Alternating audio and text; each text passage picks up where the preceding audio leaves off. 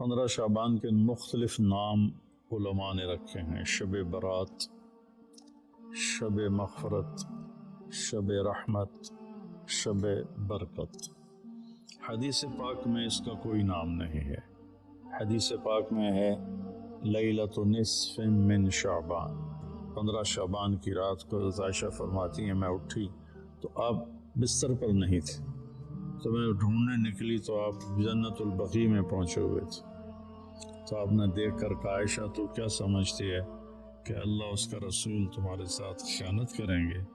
میں تو بقیع والوں کے لیے آیا تھا دعا کرنے۔ پھر آپ نے فرمایا آج کی رات وہ رات ہے جس میں اللہ تبارک و تعالیٰ، بنو کلب ایک قبیلہ ہے جن کے پاس بھیڑ بکریاں بہت زیادہ تھیں، عائشہ جتنی بنو کلب کی بھیڑ بکریوں کے جسم پر بال ہیں ان بالوں کی تعداد کے برابر اللہ تعالیٰ اپنے بندوں کو مغفرت فرماتا ہے، جہنم سے خلاصی فرماتا ہے۔ اس پر شب برات اور شب مغفرت علماء نے اس کا نام رکھا، میرے نبی کی زبان سے یہ نام نہیں نکلا۔ تو اس کی یہ فضیلت ہے کہ اس میں اللہ تعالیٰ کی طرف سے بخشش کا نزول ہوتا ہے۔ باقی یہ جو کہتے ہیں کہ اس میں فرشتہ اترتا ہے اور سارے سال کا بجٹ بتاتا ہے اور سارے سال کے واقعات، یہ کسی حدیث میں میری نظر سے نہیں گزرا۔ سورہ دخان میں فیہا یفرق کل امر حکیم کا جو آیت آتی ہے تو اس سے پہلے کی آیت شب برات کی نفی کرتی ہے، انا انزلناہ فی لیلۃ مبارکۃ، کہ ہم نے اس سے مبارک رات میں اتارا قرآن پاک۔ تو قرآن پاک تو لیلۃ القدر میں اترا ہے، تو اگر کوئی کسی قسم کے اعلانات ہوتے ہیں تو پھر شب قدر میں ہوتے ہیں، اس رات میں نہیں ہوتے۔ دوسرا یہ ہے کہ اس کے روزے اور بندگی کے بارے میں، شب قدر کی اللہ کے واسطے میری بات دھیان سے سنو، اللہ کی قسم کوئی خاص عبادت میرے نبی نے نہیں بتائی، لیلۃ القدر کی کوئی خاص عبادت میرے نبی نے نہیں فرمائی۔ حضرت عائشہ رضی اللہ عنہ نے پوچھا یا رسول اللہ اگر مجھے لیلۃ القدر نصیب ہو تو میں کیا کروں؟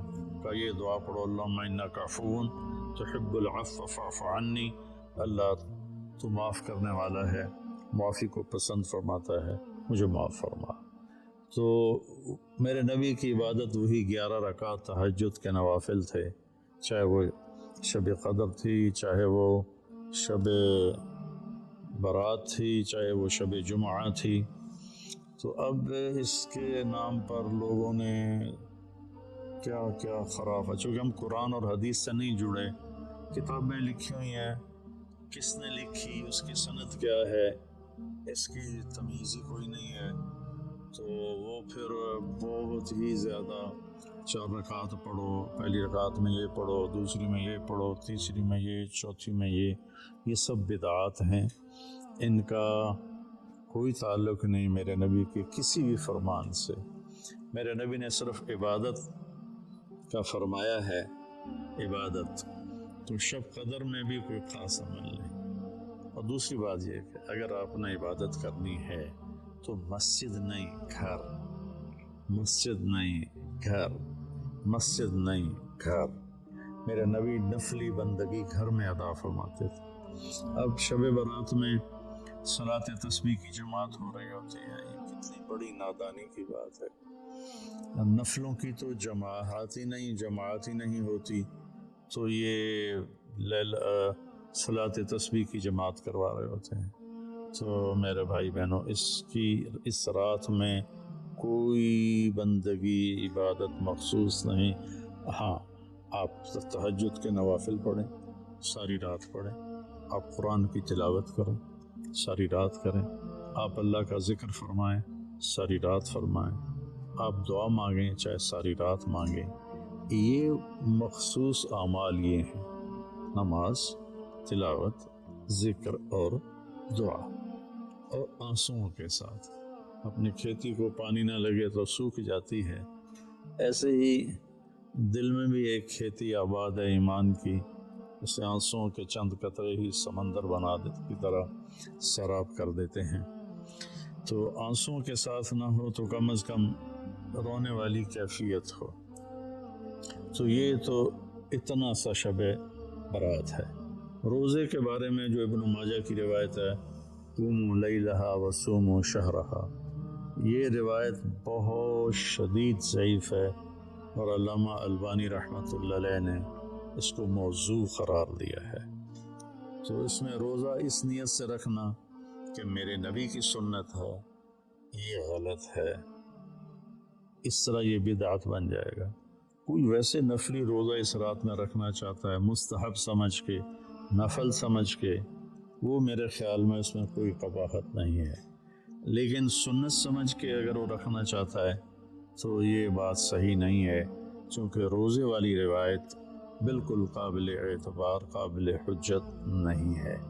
اس میں تمام محدثین کا اتفاق ہے کہ یہ روایت شدید ضعیف ہے، اور شدید ضعیف سے استدلال نہیں ہوتا، اس کو حجت نہیں بنایا جاتا۔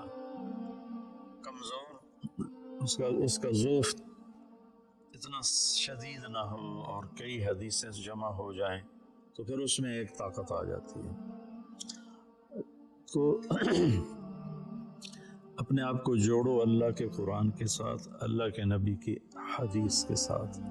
صحیح حدیث آپ کا ماخذ ہوگا تو آپ کو آسانی ہوگی کرنے۔ تو اصل میں عبادات میں اعتدال ہے۔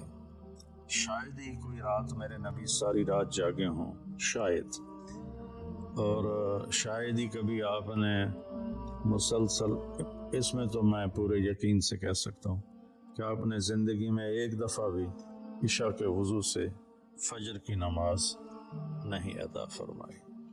بعد میں ایک رہبانیت کا ٹچ آیا کہ بندگی میں بہت زیادہ زیادتی اور اپنے نفس کشی میں راہبوں جیسی تھوڑی تھوڑی جھلک۔ نبی کی زندگی پڑھو آپ کو پتہ چلے گا زندگی ہے کیا، قرآن پڑھو آپ کو پتہ چلے گا اللہ چاہتا کیا ہے۔ اللہ تعالیٰ اس رات کی رحمتیں برکتیں ہمیں نصیب فرمائے۔ اصل میں اللہ نے بخشش کے بہانے رکھے ہیں، کوئی شرابی ہے، کوئی زانی ہے، کوئی قاتل ہے، کوئی ماں باپ کا نافرمان ہے، کوئی مشرک ہے، کوئی متکبر ہے، کوئی سود خور ہے، کوئی رشوت خور ہے۔ ایک دفعہ آج کہہ دے، کل کی رات ہے کہہ دے گا کہ یا اللہ میری توبہ، تو اللہ کی قسم اگر اس کے گناہ زمین سے لے کر آسمان کی چھت تک بھی ہوں گے تو ایک آدھے بول پر یا اللہ معاف کر، اللہ سارے معاف فرما دے۔ سبحان اللہ۔